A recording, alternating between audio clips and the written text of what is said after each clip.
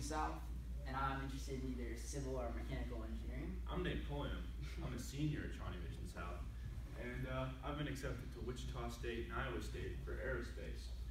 I also applied to Minnesota last night, which is kind of cool. See how that goes. Okay, so this is, it's kind of for words, but this is Rushing Elementary as it is right now. It's kind of bland, there's not a lot going on, you drive by it without thinking twice. So our kind of idea was to get something that people are gonna pull on the side of the road and look at. So you can't really see the whole thing, but when Mr. Teal came to us and was like, okay, you got basically all the freedom you have. I wanted to do something that was different than anybody else was gonna do. So my first thought was a giant glass dome over the lobby. So we also, kind of an eccentric idea. I think we got it from looking at pictures of buildings like the Bundestag in Germany and a few other Greco-Roman influenced pieces of architecture. But making the dome actually glass was kind of a personal tint. And we also have windows across the whole building on all the sides, just because we got ideas from this building. But being in here is just a different experience than being in a regular school.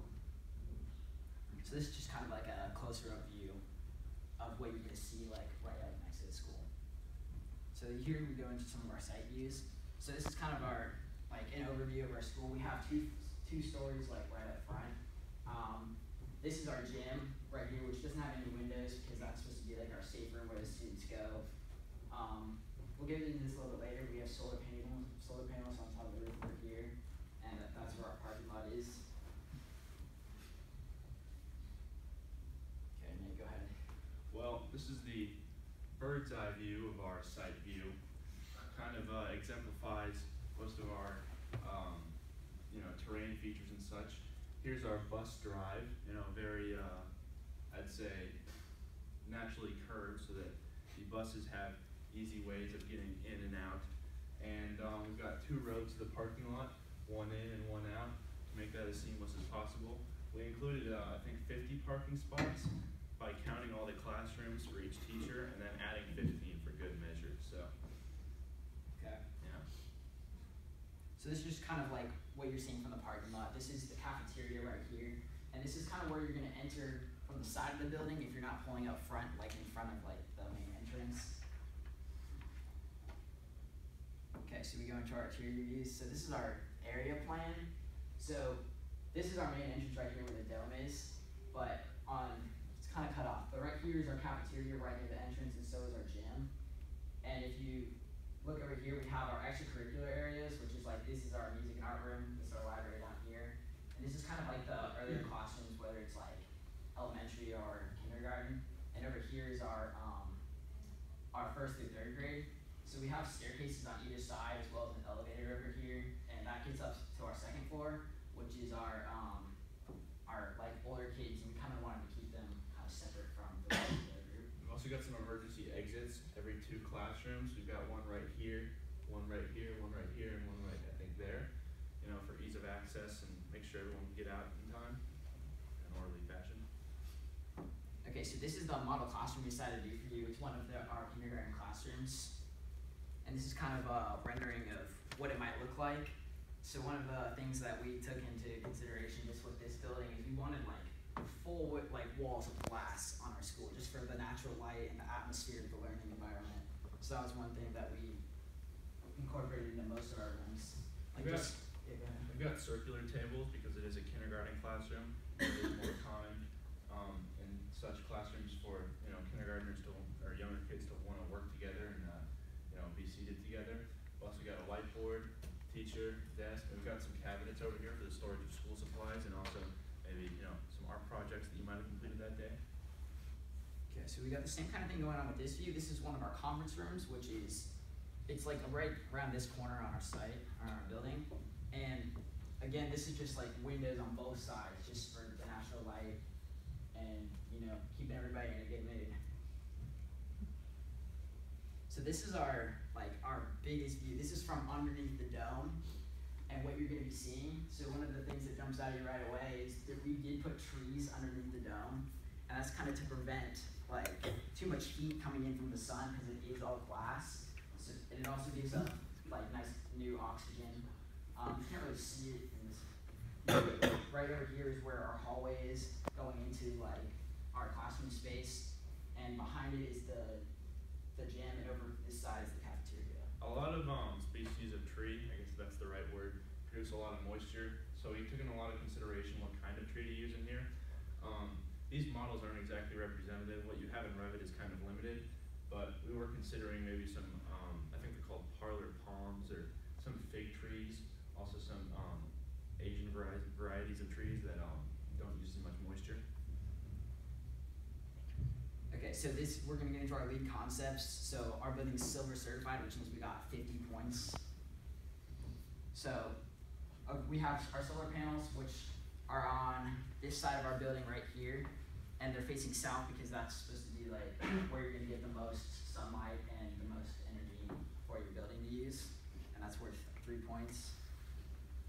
We have some heat islands here in the middle of the parking lot with some trees and some greenery to decrease the amount of heat pollution given off by the blacktop.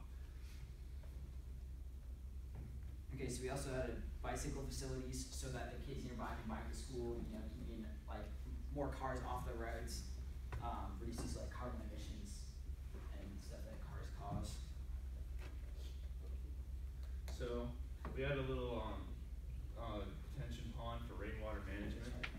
It's right there, and placed it strategically next to the parking lot and the playground so the water in those areas would run off and not interfere with day-to-day operations.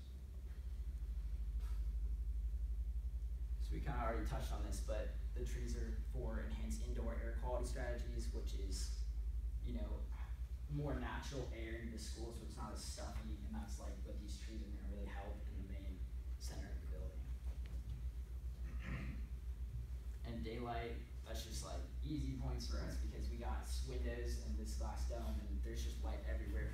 Like underneath the dome, there's just flooding light, and that's just gonna be good atmosphere for the school. Okay, so the questions that we're gonna get is like, why do you have the dome and everything, and how much energy loss is that gonna be? So I took into our calculations, like BTU is basic, it's cut off. I'm gonna zoom out real quick. Okay, so BTU per hour, this is like how much like heat loss we're gonna have day to day. So as you can see right here, our dome is giving off 25% of our heat loss. So I mean, that seems like a lot, but this number was actually like around average compared to the rest of our peer schools. So we consider that pretty good. But what I also did was I took this calculation and I calculated it as if we didn't have the dome, but adding, you know, like more square footage for like a little bit more windows, a little bit more roof and walls. So that's what this is. Did it go? Okay, so this is this is the number that we got like without the dome, and you see the windows are taking up now most of it because that's where normally the most heat loss is from. So if we compare that, we have like really only like 40,000 like BTU per hour that we're losing, and it's not like when you think about what you gain from it, it's not that significant because we can get 6 different lead points from like incorporating the dome into our project. Go ahead. Our school is also pretty energy efficient in comparison to a lot of our peer designs. We kind of took a pretty utilitarian approach when organizing the hallways and a lot of the the exterior walls, so that there's not that much surface area exposed to the elements. And for that, I'm pretty proud of because we managed to make a pretty, I think, decent argument for the dome. Yeah. Okay. So then also we can just say that the dome, like in the open space that it and light it provides, it makes the environment better for students. And as you drive past it for the community, it's more visually appealing to what like a traditional school would look like. Okay. Any questions?